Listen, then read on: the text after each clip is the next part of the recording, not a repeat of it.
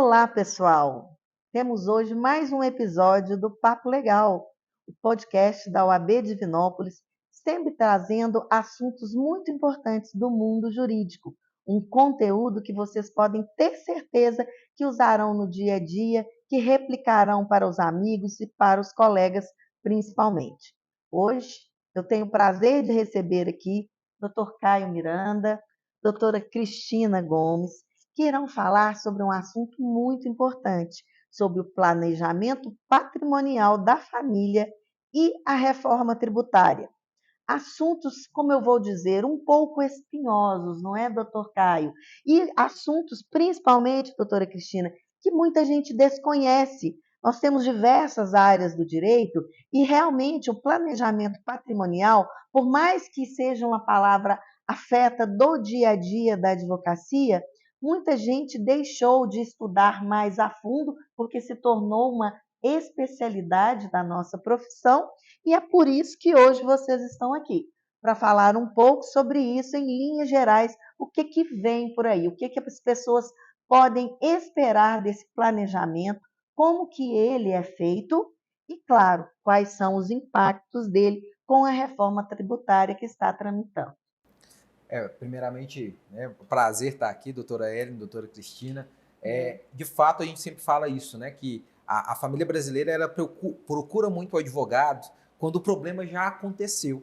E muitas vezes falta esse planejamento. Aquela coisa de filme norte-americano que muitas vezes a gente vê que a família tem um advogado, é algo que no Brasil, cada vez mais, devido ao nosso sistema tributário extremamente complexo e devido a uma larga legislação, quem se planeja, né, quem chega primeiro bebe água limpa, né, aquele famoso ditado. Então, diante disso, o planejamento tributário, o planejamento patrimonial, o planejamento sucessório, que faz tudo parte desse planejamento patrimonial, é de extrema importância. Quando a gente fala disso, cada um da família, um pai, uma mãe, o matriarca, a matriarca, eles devem pensar no seguinte: o que vai acontecer após a minha morte? Algo que a gente gosta de falar é o seguinte: no momento da morte, já fica a saudade. Imagina aquela briga da família, né? Como acontece nos inventários. Então, a ideia do planejamento em si, né, bem em linhas gerais, nesse primeiro momento, é o quê? É realmente, primeiro, uma vantagem tributária que muitas vezes se tem dentro de um sistema complexo, maior controle do patrimônio, que é um dos principais objetivos, controle do patrimônio, e, principalmente, eu beneficiar esses meus herdeiros futuros. Seria uma forma que eu estaria antecipando essa herança de uma maneira devida, legal, e aproveitando o que a lei me permite, tendo vantagens tributárias, para que lá na frente eu já determine. Um exemplo que aconteceu agora recente, no final do último ano, é do Silvio Santos, por exemplo. A família dele não inventariou, né? Basicamente, ele já tinha feito todo um planejamento, todo esse patrimônio já estavam em empresas e devidamente determinado quem controlaria o quê, quem ficaria com qual parte, quem tomaria conta do SBT, dos outros grupos, ou seja, assim a gente percebe, não só para grandes fortunas, que para nós também é aplicável. Eu pensar que cada um dos meus imóveis, ou uma pequena empresa, hoje até mesmo, conforme nós conversamos ali fora, o patrimônio digital tem criptomoedas, ações, cotas, como que eu faço isso? Há todo um patrimônio. Então esse planejamento é vital e é personalizado para cada família. Essa é a grande questão. Nenhum planejamento é igual ao outro. E é importante isso, porque às vezes as pessoas acham que o planejamento patrimonial, ele é devido para grandes fortunas, para as pessoas que têm muitos imóveis e posses. É claro que é recomendado, mas aqui eu gostaria que um de vocês me desse aí um exemplo prático de como isso funcionaria, né, para uma pequena empresa, para uma família que tem uma empresa, mas que essa empresa também tenha posses. Hoje em dia, né, as figuras públicas, né, os influencers, eles deixam até determinado, em caso de morte, quem fica responsável por administrar a rede social, principalmente se essa é uma rede social rentável. O que a doutora Ellen acabou de falar é justamente isso, que não é a questão de ter pouco ou muito patrimônio, né? Ou de ter muitos imóveis ou poucos imóveis, ações, criptomoedas. Há quem diga na internet que criptomoeda não se inventaria, mas não é bem assim, não. Existe, né? Tem como você sair fora, mas você pode deixar também as criptos, a gente pode integralizar, inclusive, sociedades com criptomoedas. Então, inventários são feitos com criptomoedas.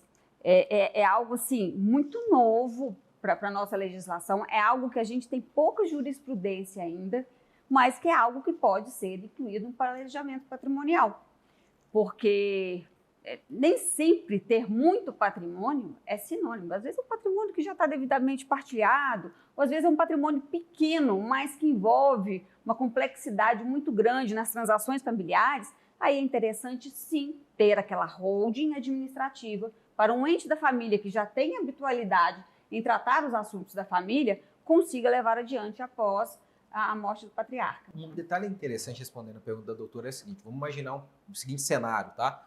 Respondendo a primeira pergunta, uma família que de repente tem uma empresa apenas, né? Uma transportadora, por exemplo, e ali sai o sustento de toda a família, e muitas vezes vai passar de pai para filha, etc. Então, planejamento patrimonial, planejamento sucessório, até o empresarial, ele está primeiro, formar esse sucessor, algo que acontece muito no rural. Hoje nós temos um problema que a próxima geração não quer assumir essas fazendas. É um problema de todos nós, por exemplo, né? Quem que vai continuar produzindo? O agronegócio. O agronegócio. Então, como que nós vamos fazer isso? Então, o planejamento patrimonial literalmente é pegar na mão da família e falar, olha, você tem esses filhos, os filhos ficam cientes, porque esse patrimônio é dos pais, então nós vamos criar empresas, essas holds, que é muito conhecida, essas holds familiares, e diversas espécies, de uma hold patrimonial, uma hold administrativa que vai estar centralizada, ou seja, algo personalizado para aquela família. Mas primeiro, o porquê de fazer isso? Porque se eu tenho só aquela empresa, o que acontece? A família cresceu, o patrimônio da família cresceu através somente daquela empresa. Então eu tenho o patrimônio pessoal e tenho aquela empresa, mas é uma transportadora,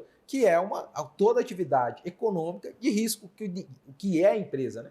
Então, de repente, vamos imaginar, Deus não me guarde, que acontece de um caminhão dessa transportadora bater e ter um acidente e vai ser uma multa milionária. A empresa não tem patrimônio, vai buscar onde? No patrimônio do sócio. E aí, com a hold, ou com todo esse planejamento, começa a trabalhar uma proteção, e alguns dizem até uma blindagem, com a qual eu concordo, depende do tamanho da blindagem que nós vamos fazer, né? Mas essa blindagem patrimonial começa por aí uma vantagem. Por quê? Porque eu estou dividindo. Existe a hold que está com o meu patrimônio, existe a minha empresa, que eu também não preciso ser sócio diretamente, eu posso ter um CNPJ, uma outra hold sendo sócio aqui. Então eu começo a proteger esse patrimônio. Para além disso, essa família eu já vou constituindo de uma forma onde eu determino mediante um acordo de sócios, por exemplo, ou até mesmo no contrato social, determinando que, de repente, o filho não quer ficar. Mas já aconteceu um caso específico aqui em Pará de Minas, de uma família onde o filho não queria. O filho foi fazer medicina, estava morando fora, etc. Mas as filhas cuidavam da parte administrativa do negócio. Mas elas não conheciam tanto do dia a dia. Mas os genros conheciam. Então se determinou um contrato que o patrimônio ficava com elas, mas a administração da empresa, e eles teriam ali alguns royalties de participação, mas não acesso ao patrimônio, para que o negócio continuasse. Por quê? O maior problema hoje é isso. Às vezes a pessoa, igual a gente estava conversando aqui, ela pensa, eu tenho pouco patrimônio, será que é para mim? Né? Eu só tenho um imóvel, eu só tenho um carro. Carro, geralmente, particularmente, eu nem gosto de colocar, porque é uma coisa que troca constantemente. Mas eu tenho ali alguns valores, todo mundo cria uma reserva de emergência, eu tenho uma empresa ali, e aí vem outra questão. O cenário muda. Para nós advogados, como que muda de um ano para outro, né? Então também eu posso pensar não somente no que eu tenho, mas até também no que eu vou criar. Então aí eu posso pensar nisso. Então hoje é um boom que está acontecendo, por exemplo, de comprar não só imóveis, mas várias questões em leilão. É mais indicado que eu monte uma empresa para comprar aqueles imóveis se eu vou fazer em larga escala. Se eu vou comprar e vou vender rápido, porque a tributação vai ser menor do que na pessoa física. Né? Então a gente começa a trabalhar com o quê? Não somente em pensar no que eu tenho, mas no que eu quero construir e pensando que eu sou mortal, meu patrimônio vai durar mais tempo do que eu. Né? E vem uma próxima geração aí. Então, ou seja, com esse planejamento, a principal ideia, acredito que a doutora vai concordar muito com isso, que é o seguinte, é literalmente a gente cuidar da família. A gente parar de pensar só em mim, só na minha geração e começar a cuidar do meu patrimônio para uma longevidade, porque acredito que muitos de nós começam ali num determinado momento, talvez do zero, né? E talvez se cada geração pregressa tivesse pensado um pouquinho nisso, talvez cada um com um pouquinho, com um tijolinho, daqui a pouco sim consegue ter um patrimônio muito maior. Então, muitas pessoas não entendem que quando você tem um negócio familiar, o mais importante é que você tenha como deixar esse negócio e como ele vai sobreviver na sua falta. Isso eu acredito que seja mais uma prova de amor, né? estamos falando de família, é uma prova de amor, porque ele está pensando assim, se eu adquirir só bens e patrimônio, como irão administrar? Eles terão condição de administrar? Então, vejo isso como um ponto positivo. E já passo um gancho aqui para uma outra pergunta. Existem muitos clientes que ainda não fazem ideia da importância do advogado e da advogada ao fazer esse planejamento, ao constituir essa holding através da advocacia. Por quê? Muitos contadores, eles fazem esse serviço. Não estou questionando aqui ou criticando os colegas contadores, mas o olhar jurídico de muitas leis que não envolvem simplesmente pegar um patrimônio e colocar numa holding. Tem que haver aí esse planejamento para o futuro pós-holding.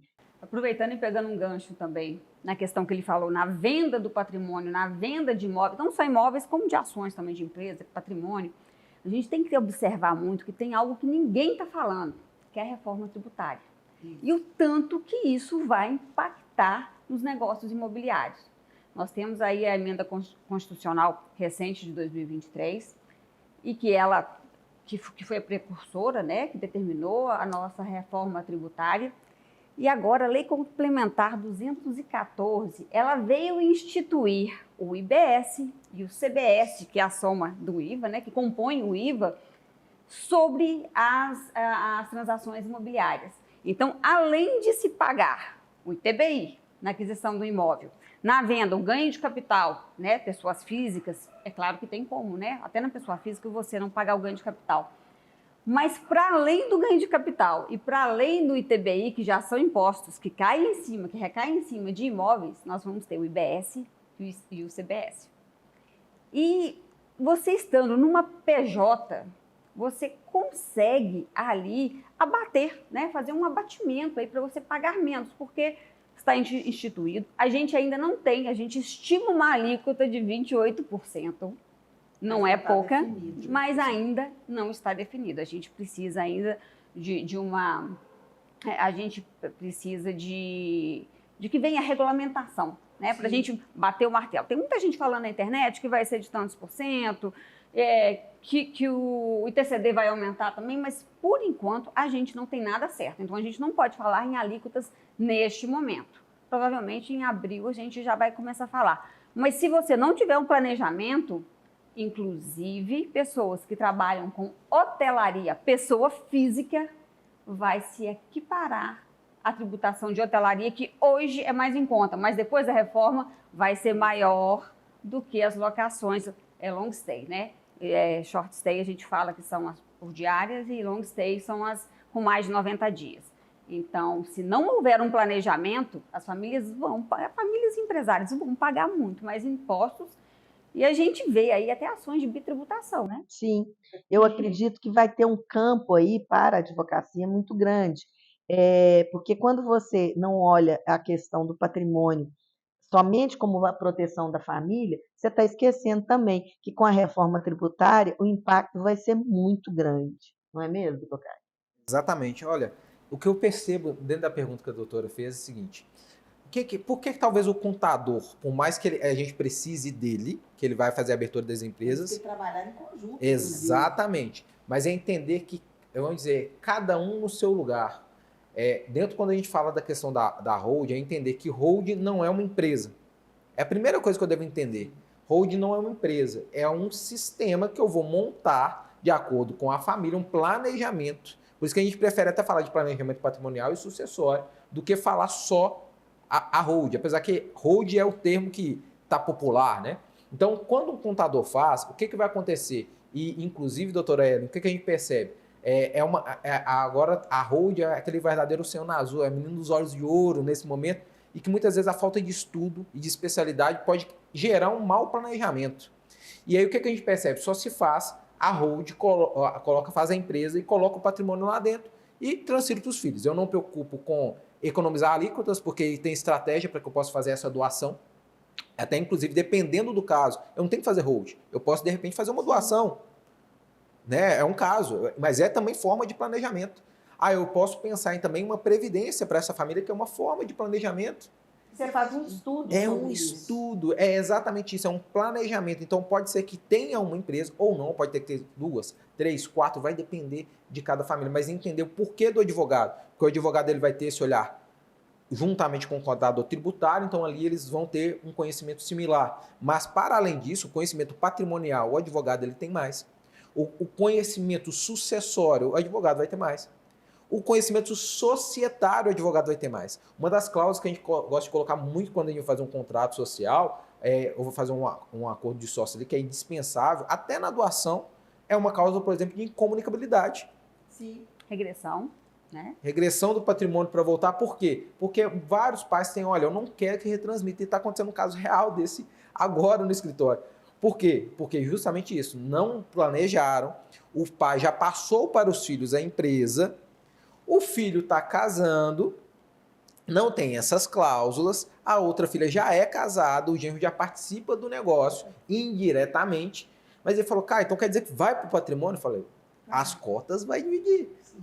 Então, é essa a grande questão. Então, quando eu dou um patrimônio, seja ações, sejam cotas, seja imóveis, independente do patrimônio, eu, como doador, eu posso colocar cláusulas restritivas de direito, né? Algo que eu adoro lá da base do negócio jurídico, que as condições são maravilhosas. Então, eu coloco cláusulas como a impenhorabilidade. De repente, meu filho tem... Eu tive um caso que foi tão interessante, doutor, que foi o seguinte, um senhor, ele casou, e aí ele ficou...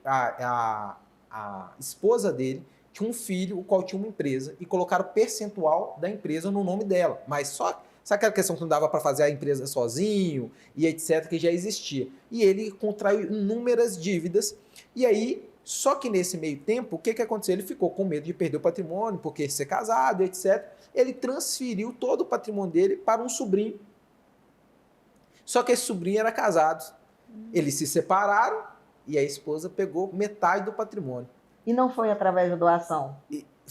Na verdade, não foi através de uma simulação de compra e venda.